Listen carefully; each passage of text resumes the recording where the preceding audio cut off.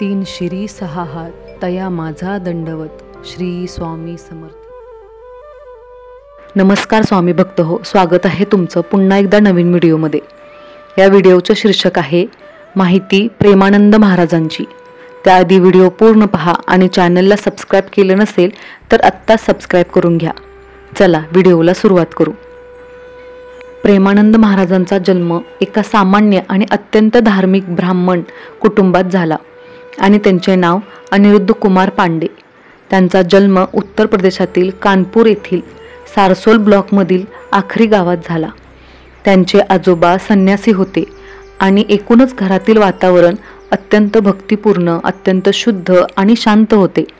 त्यांचे वडील श्री शंभू पांडे हे भक्तिप्रिय होते आणि त्यांनी नंतरच्या काळात संन्यास स्वीकारला। त्यांची आई श्रीमती रमादेवी खूप धार्मिक होत्या आणि त्यांना सर्व संतांबद्दल खूप आदर होता। दोघेही नियमितपणे संत सेवा आणि विविध भक्तिपर सेवांमध्ये गुंतलेले होते। त्यांच्या मोठ्या भावाने श्रीमद भागवतम मधील श्लोकांचे पठण करून कुटुंबाची आध्यात्मिक आभा वाढवली, जी संपूर्ण कुटुंब ऐकत असे आणि जपत असे। पवित्र घरगुती वातावरणामुळे त्यांच्या आत लपलेल्या सुप्त आध्यात्मिक ठिणगीला तीव्रता मिळाली। या भक्तिपूर्ण कौटुंबिक पार्श्वभूमीमुळे महाराजांनी अगदी लहान वयातच विविध प्रार्थना म्हणायला सुरुवात केली। ते 5वीत असताना त्यांनी गीता प्रेस प्रकाशन श्री सुखसागर वाचायला सुरुवात केली। या कोवळ्या वयातच त्यांना जीवनाच्या उद्देशाबद्दल प्रश्न पडू लागला। त्यांना असा विचार आला की पालकांचे प्रेम शाश्वत आहे का, आणि जर ते नसेल तर क्षणिक आनंदात का गुंतायचे। शाळेत शिकण्याचे आणि भौतिकवादी ज्ञान मिळवण्याचे महत्त्व आणि ते त्यांना त्यांचे ध्येय साध्य करण्यास कशी मदत करेल यावर त्यांनी प्रश्नचिन्ह उपस्थित केले।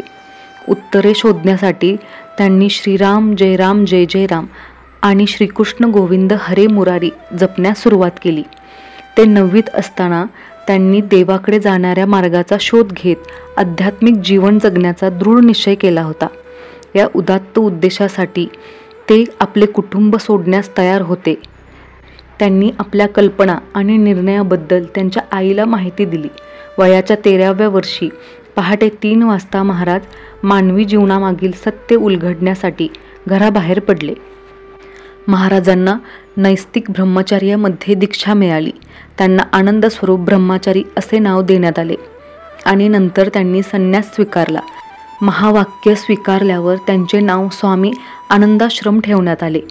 महाराजांनी शारीरिक जाणीवीच्या पलीकडे जाण्यासाठी कठोर तत्वांचे पालन करून पूर्ण त्यागाचे जीवन जगले। या काळात त्यांनी आपल्या अस्तित्वासाठी फक्त आकाशवृत्ती स्वीकारली, म्हणजेच कोणत्याही वैयक्तिक प्रयत्नाशिवाय देवाच्या कृपेने दिलेले स्वीकारले। एक आध्यात्मिक साधक म्हणून त्यांचे बहुतेक आयुष्य गंगा नदीच्या काठावर गेले, कारण महाराजांनी कधीही आश्रमाचे पदानुक्रम स्वीकारले नाही। लवकरच गंगा त्यांची दुसरी आई बनली। भूक, कपडे किंवा हवामानाची पर्वा न करता ते गंगेच्या घाटावर फिरत राहिले। कडक हिवाळ्यातही त्यांनी गंगेत 3दा स्नान करण्याचा त्यांचा दैनंदिन नित्यक्रम कधीही थांबवला नाही। ते दिवसभर अन्नाशिवाय उपवास करत असत आणि थंडीमुळे त्यांचे शरीर थरथर कापत असे, परंतु ते परमेश्वरांच्या ध्यानात पूर्णपणे मग्न राहिले। संन्यासाच्या काही वर्षातच त्यांना भगवान शिवाचा आशीर्वाद मिळाला। ज्ञान आणि दयेचे प्रतीक असलेल्या भगवान शिवाने महाराजांना निसंशयपणे आशीर्वाद दिला होता। तथापि ते एका उच्च उद्देशासाठी प्रयत्नशील राहिले।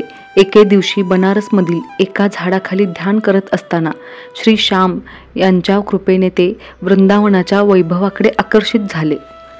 नंतर एका संतांच्या प्रेरणेने त्यांना स्वामी श्री राम शर्मा यांनी आयोजित केलेले रासलीलेत सहभागी होण्यास भाग पाडले। त्यांनी 1 महिना रासलीलेत भाग घेतला। सकाळी ते श्री चैतन्य महाप्रभूंच्या लीला आणि रात्री श्री श्याम यांच्या रासलीलेचे दर्शन घेत असत। केवळ 1 महिन्यातच ते या लीला पाहण्यात इतके मोहित आणि आकर्षित झाले की त्याशिवाय जीवन जगण्याची त्यांना कल्पनाही नव्हती।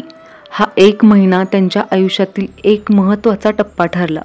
नंतर स्वामीजींच्या सल्ल्यानुसार आणि श्री नारायणदास भक्तमाई यांच्या शिष्यांच्या मदतीने महाराजांनी मथुरेला जाण्यासाठी ट्रेनने गेले. त्यांना त्यावेळी माहीत नव्हते की वृंदावन त्यांचे मन कायमचे चोरून नेईल.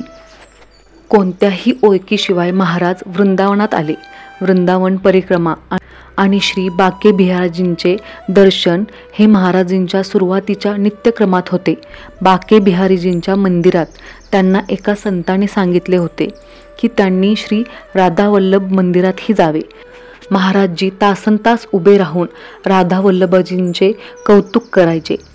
आदरणीय गोस्वामी हे लक्षात घ्यायचे आणि त्यांच्याबद्दल स्वाभाविक प्रेम निर्माण करायचे. एके दिवशी पूज्य श्री हित मोहित मरल गोस्वामीजींनी श्री राधारास सुधानिधीमधील एक श्लोक वाचला, पण महाराजींची संस्कृतमध्ये पारंगत असूनही त्यांना त्याचा खोल अर्थ समजला नाही. त्यानंतर गोस्वामीजींनी त्यांना श्री हरिवंश यांचे नामजप करण्यास प्रोत्साहित केले. महाराजींची सुरुवातीला तसे करण्यास कचरत होते. तथापि दुसऱ्या दिवशी वृंदावन परिक्रमा सुरू होताच ते श्री हित हरिवंश महाप्रभूंच्या कृपेने तोच पवित्र नामजप करत असल्याचे आढळले. अशा प्रकारे त्यांना या पवित्र नामाच्या शक्तीची खात्री पटली.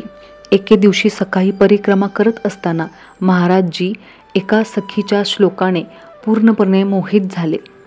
श्री प्रिया वदन छबी चंद्र मनो प्रीतम नेनेन चकोर प्रेम सुधारस माधुरी पान करीत निसीभोर.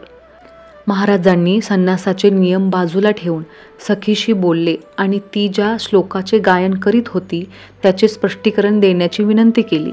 ती हसली आणि म्हणाली की जर त्यांना हा श्लोक समजून घ्यायचा असेल तर त्यांना राधावल्लभी व्हावे लागेल. महाराजांनी तत्परतेने आणि उत्साहाने पूज्य श्री हित मोहित मारल गोस्वामी जी यांच्याकडे दीक्षेसाठी संपर्क साधला. अशा प्रकारे गोस्वामी परिकरांनी आधीच जे भाकीत केले होते ते सिद्ध केले. महाराजांची राधावल्लभ संप्रदायात शरणागत मंत्राने दीक्षा झाली. काही दिवसानंतर पूज्य श्री गोस्वामीजींच्या आग्रहास्तव महाराजांची त्यांचे वर्तमान सद्गुरू देव त्यांना भेटले, जे सहचारी भावातील सर्वात प्रमुख आणि प्रस्थापित संतांपैकी एक आहेत. पूज्य श्री हित गौरांगी शरणजी महाराज, ज्यांनी त्यांना सहचारी भाव आणि नित्यविहार रस मध्ये दीक्षा दिली. महाराजांनी 10 वर्षे त्यांच्या सद्गुरुदेवाच्या जवळच्या सेवेत राहिले आणि त्यांना दिलेले कोणतेही काम अत्यंत नम्रतेने पूर्ण केले.